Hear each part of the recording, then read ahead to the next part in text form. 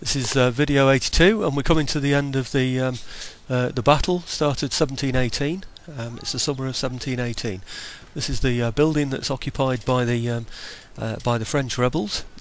If you remember, this is the one that we need to take out because this is right in the centre of the action.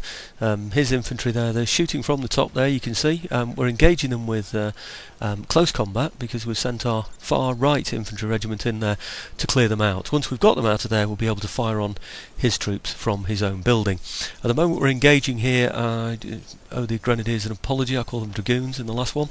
The Dragoons are engaging there slightly from behind, almost to the left and slightly to the behind of the that infantry unit that's behind the wall. The other apology I need is to the Dragoons themselves, who I said were very slow at moving. It's because they were remounting before they could move, so it was a bit cruel of me. But anyhow, we've got the Dragoons now. And they're engaging those at the wall. There go the grenades. So we fire first, throw the grenades at them, and then charge in with the Grenadiers. It breaks them completely, as you can see.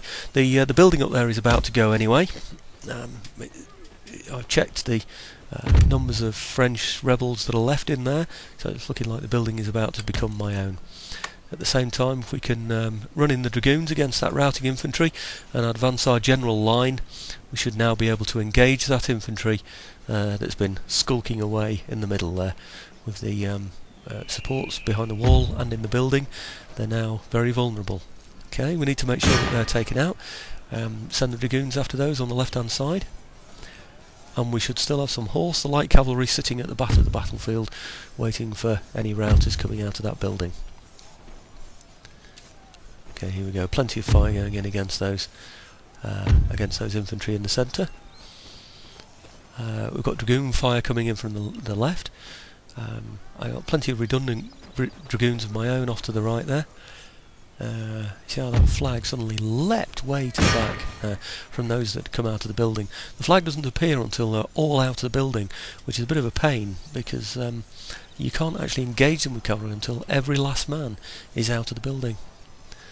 So he's got a long way away before we've even been able to send the cavalry out after him. So we've now changed my own troops in the building there to fire combat so that they can fire from the building. So those troops in the middle now that have formed square because there's cavalry around them or mounted Dragoons around them, being fired out from Dragoons on the left, from line infantry in the front, and also from their other flank from the building as well. So they're not going to last very long. Just get the mounted troops ready to chase them as soon as they go. Wavering isn't good enough because they'll still be in square. Last thing I want to do is charge at them while they're in square, especially when we've got flying bullets around from our own men. It wants me to end the game, not lightly, because what will happen is these chaps will refill as an infantry unit on the campaign map. We don't get those valuable points that I was telling you about in Paris, which enable us to repress the local population and therefore be able to tax them. And also they'll go around damaging parts of the French economy, which is now ours, of course. Okay, so we've disabled the fire of those troops around, all those that could fly some bullets in our direction. Notice the line there for him to escape to is very, very close. We're in amongst them. Hasn't got a lot of men left, so there's a good chance we will clear a significant enough number of those away, so that we won't then have to face them again. Okay, there we go, decisive victory. I think that one's quite fair, to be honest. A lot of the time it shows us a close victory. Those are the troops we're taking off the field. You can see the numbers that we killed and the numbers that we ended up with as well. So we're close enough to home to be able to get back, which we will do. We'll go straight back, and now we'll have a look. If you remember, we were on a -4 before. Well, let's see what that is now. There you go, we're breaking even now, simply because we've suppressed the rebellion. We are still taking a low taxes. We reduce the taxes low generally around Europe so that we could tax Paris anyway. So we will be looking at improving that soon. The pleasure gardens gives us I think it's a +4 or a +5, so that will allow us to get taxes up to normal. They're highly Catholic still, so we still need to convert them. So we're going to upgrade these churches we've created as well. So it will speed up the conversion over to Protestantism, and also we should then be able to start producing some Protestant missionaries that we can send round Europe and improve the, well, I say improve, certainly change the religion from Roman Catholic over to Protestant throughout the rest of Europe, making it easier as well to raise taxes there. And you can see the trade routes there going in and out of Paris. We've decided now that there is enough money in the pot to raise some artillery, so what I've done is I've started to repair that artillery building. I'm going to be looking at getting howitzers soon. That's the true weapon that I need, rather than cannons, unless you're going to start battering down fortresses, enemy fortresses that is. Okay, having a look around to see where the Spanish are, see if they're doing their invasion. If you remember, just down here in Marseille, this is the port that's given me all the extra trade.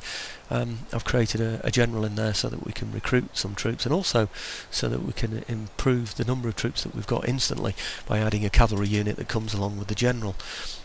The general, when he's with a unit, is then able to recruit, not directly, but from the nearest places. So he will draw from Paris. It just means that I can recruit directly from there. It's worth having a quick look round at these other places though. We need to start thinking about how vulnerable these are. Württemberg is very, very close. There is a good chance that they'll invade, especially if it's a soft target there in Alsace-Lorraine. So we need to look at really what we can afford to improve. All the time we need to be looking towards the economy as well, and what we're going to use to pay for these new restored units, and indeed the cost of restoring them in the first place. Let's see where the fleet is, see if there's anything around that we can go for. Again, we're looking for more prize money, always looking for ways of adding to the coffers.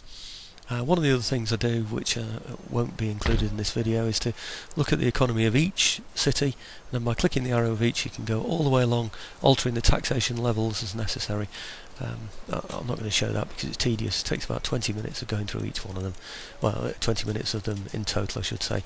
Okay, so I am going to replenish this fleet. It's a bit of a toss-up really as to whether to scupper some of these lower grade of ships, but we have lost some, so it should improve the costs incurred on the economy by the Navy anyway. So I am going to spend some money on repairing those ships. I do like to have a strong presence in the English Channel. You never know, the British have been very strong allies, but it's always good to have your own defences rather than relying on the good nature of allies. Okay, these are the troops inside Paris. I didn't lose many fighting the rebels, which is good news. I went in with somewhat depleted troops anyway. I am going to spend money on upgrading them. It's not a great deal of money, but the main thing is that the Spanish could well invade. They could decide to go for Marseille. They could go all the way up for Paris, and I don't know how big their force is going to be. I've speeded this part up. It's the end of the turn. It's the end of summer 1718. So we're approaching the winter now of 1718. Like I said, speeded up. These are the Austrians. We'll finish with the Spanish and then move into the next year. All the time I'm looking out, especially amongst the Spanish there, for, oh, there it goes, that's the invasion force.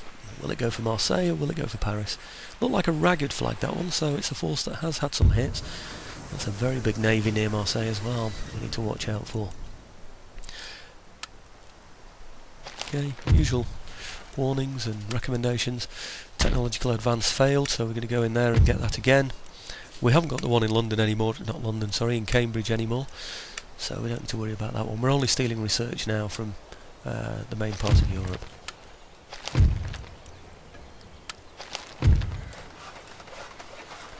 Okay, that's the building report.